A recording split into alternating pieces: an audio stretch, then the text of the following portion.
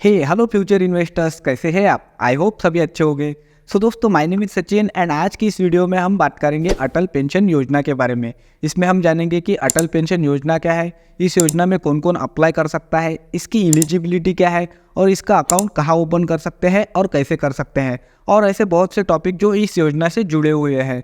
सो चलिए बिना देर किए आगे बढ़ते हैं और वीडियो को स्टार्ट करते हैं।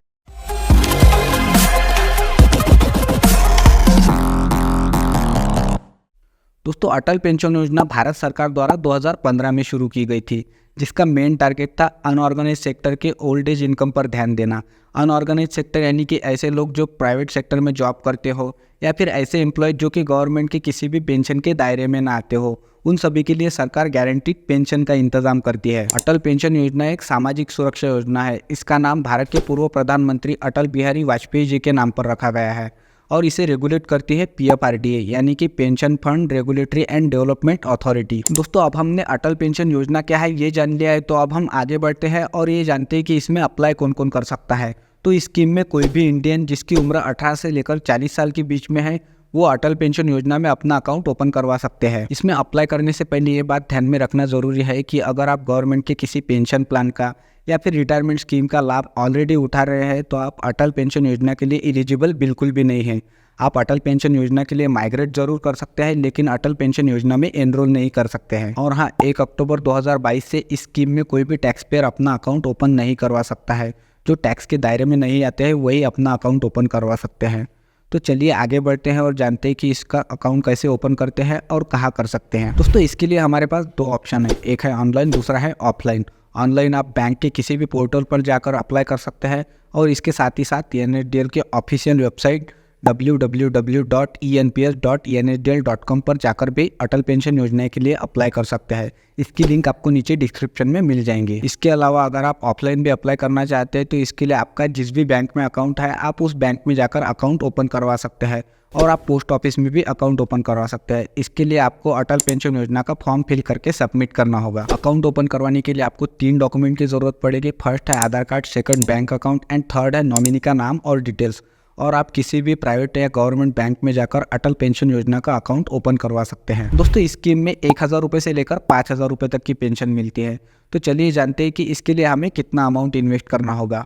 अगर आप 18 साल के हैं और आपने इस स्कीम में अपना अकाउंट ओपन किया है एंड आप चाहते हैं कि आपको 1000 रुपये की पेंशन मिले, तो आपको हर महीने 42 रुपये जमा करने होंगे। 2000 रुपये के पेंशन के लिए हर महीने 84 रुपये जमा करने होंगे। 3000 के लिए 126, 4000 के लिए 168 रुपये और अगर आपको 5000 रुपये की पेंशन चाहिए तो आपको 210 रुपये जमा करने होंगे। अगर आप 20 साल की उम्र में अकाउंट ओपन करते हैं तो 1000 रुपये के पेंशन के लिए आपको हर महीने में 50 रुपये जमा करने होंगे और 5000 रुपये के पेंशन के लिए आपको हर महीने 248 रुपये जमा करने होंगे। और यही अकाउंट आप 25 साल की उम्र में ओपन करते हैं तो आपको 1000 रुपये की पेंशन के लिए 76 रुपये जमा करने होंगे और 5000 रुपये के पेंशन के लिए 376 रुपये जमा करने होंगे हर महीने में। और दोस्तों, अगर आपकी उम्र 40 साल है एंड आप 40 साल की उम्र में अकाउंट ओपन करते हैं तो आपको 1000 रुपये पेंशन के लिए हर महीने 291 रुपये जमा करने होंगे एंड मैक्सिमम 5000 रुपये की पेंशन के लिए आपको 1454 रुपये जमा करने होंगे हर महीने में। इस स्कीम में आप मंथली, क्वार्टरली और हाफ ईयरली भी इन्वेस्ट कर सकते हैं। आप 18 साल की उम्र में इन्वेस्ट करते हैं तो आपको सबसे कम अमाउंट इन्वेस्ट करना होगा हर महीने में, और आप 40 साल की उम्र में इन्वेस्ट करते हैं तो आपको ज़्यादा अमाउंट इन्वेस्ट करना होगा। यानी कि जैसे जैसे आपकी उम्र बढ़ती है, जिस उम्र में आप अकाउंट ओपन करते हैं उस हिसाब से आपको अमाउंट इन्वेस्ट करना होगा। आप वीडियो को पॉज करके ये चार्ट देख सकते हैं कि कौन सी उम्र में कितना अमाउंट इन्वेस्ट करना होगा। और ये जो अमाउंट आप इन्वेस्ट करते हैं वो ऑटो डेबिट होता है, यानी कि आप जिस भी बैंक में अपना अटल पेंशन योजना का अकाउंट ओपन करते हैं उस बैंक में आपका ऑलरेडी सेविंग अकाउंट होता है, तो उसी अकाउंट से आपका अमाउंट ऑटो डेबिट होता है। दोस्तों, इसमें मैच्योरिटी पीरियड की बात करें तो इसमें आपको अपनी उम्र के 60 साल तक इन्वेस्ट करना होगा और उसके बाद आपको पेंशन मिलना स्टार्ट हो जाएगा। यानी कि अगर आपने 1000 रुपये के पेंशन के लिए या फिर 5000 रुपये के पेंशन के लिए इन्वेस्ट किया है तो अमाउंट आपको आपकी उम्र के 60 साल बाद हर महीने मिलना स्टार्ट हो जाएगा। और दोस्तों, अगर अकाउंट होल्डर की किसी कारण की वजह से डेथ हो जाती है तो वो पेंशन अकाउंट होल्डर के स्पाउस को मिलता है, मतलब कि पति या पत्नी को मिलता है। और अगर बाय डिफ़ॉल्ट दोनों की डेथ हो जाती है तो उस केस में जो नॉमिनी है उसे पूरा अमाउंट दे दिया जाएगा, वो भी इंटरेस्ट के साथ। अब अगर अकाउंट होल्डर ने 1000 रुपये की पेंशन को चुना था तो नॉमिनी को 1,70,000 रुपये, 2000 रुपये की पेंशन को चुना था तो 3,40,000 रुपये, 3,000 रुपये की पेंशन को चुना था तो 5,10,000 रुपये, और 4,000 रुपये की पेंशन को चुना था तो 6,80,000 रुपये, और अगर 5,000 रुपये की पेंशन को चुना था तो नॉमिनी को 8,50,000 रुपये मिलेंगे। ये सब अमाउंट पहले से ही डिसाइडेड होता है कि अगर अकाउंट होल्डर की अनटाइमली डेथ हो जाती है तो नॉमिनी को इतना अमाउंट दिया जाएगा। चलिए अब जानते हैं कि अटल पेंशन योजना में आपको कौन कौन से चार्जेस अलग से देने पड़ते हैं।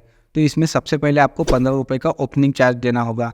इसके बाद आपको 15 रुपये से लेकर 25 रुपये तक एनुअल मेंटेनेंस चार्ज देना होगा। ये चार्जेस टोटली बैंक पर डिपेंड करते हैं। अलग अलग बैंक में अलग अलग तरीके के चार्जेस हो सकते हैं। इसके साथ ही साथ आप साल में एक बार अपनी इन्वेस्टमेंट को बढ़ा या घटा सकते हैं, जिसे हम नॉर्मली अपग्रेड या फिर डाउनग्रेड कहते हैं। ये डिसीजन आप हर साल अप्रैल मंथ में ले सकते हैं। इसका मतलब कि अगर आप पहले 2,000 रुपये की पेंशन के लिए इन्वेस्ट करते थे, लेकिन अब आप चाहते हैं कि आपकी पेंशन 5,000 रुपये हो, तो आप अपनी इन्वेस्टमेंट को बढ़ाकर इसको चेंज कर सकते हैं। ये चेंज हर साल अप्रैल मंथ में ही किया जा सकता है। इसके लिए आपको 50 रुपये की फीस देनी होती है। तो दोस्तों चलिए अब जानते हैं कि अगर आपका पेमेंट डिले होता है या फिर अगर कोई प्रॉब्लम आती है तो आपको कितनी पेनल्टी देनी पड़ सकती है। ये पेनल्टी 1 रुपये से लेकर 10 रुपये तक होती है, जो कि आपकी इन्वेस्टेड अमाउंट पर डिपेंड करते हैं। अगर आपका इन्वेस्टेड अमाउंट 100 रुपये तक है तो 1 रुपये की पेनल्टी, 101 रुपये से लेकर 500 रुपये तक है तो 2 रुपये की पेनल्टी, 501 रुपये से लेकर 1,000 रुपये तक की इन्वेस्टमेंट और 5 रुपये की पेनल्टी, और 1,000 रुपये से ऊपर की इन्वेस्टमेंट है तो आपको 10 रुपये की पेनल्टी बैंक द्वारा चार्ज की जाती है। इसके साथ ही साथ अगर आप 6 महीने तक डिफ़ॉल्ट कर रहे हैं तो आपके अकाउंट को फ्रीज कर दिया जाएगा। 12 महीने तक डिफ़ॉल्ट करते हैं तो आपके अकाउंट को डीएक्टिवेट कर दिया जाएगा, और 24 महीने के डिफ़ॉल्ट पर आपके अकाउंट को क्लोज कर दिया जाएगा। तो आई होप दोस्तों आपको वीडियो हेल्पफुल लगा होगा। अगर लगा है तो वीडियो को लाइक, कमेंट और अपने उन दोस्तों के साथ शेयर ज़रूर कर दीजिए जिन्हें रिटायरमेंट के बाद पेंशन चाहिए, और इसी के साथ चैनल को भी सब्सक्राइब कर दीजिए ताकि आपको आने वाली हर वीडियो की अपडेट मिल सके। सो मिलते हैं किसी नए वीडियो में किसी नए टॉपिक के साथ। तब तक के लिए bye bye and take care.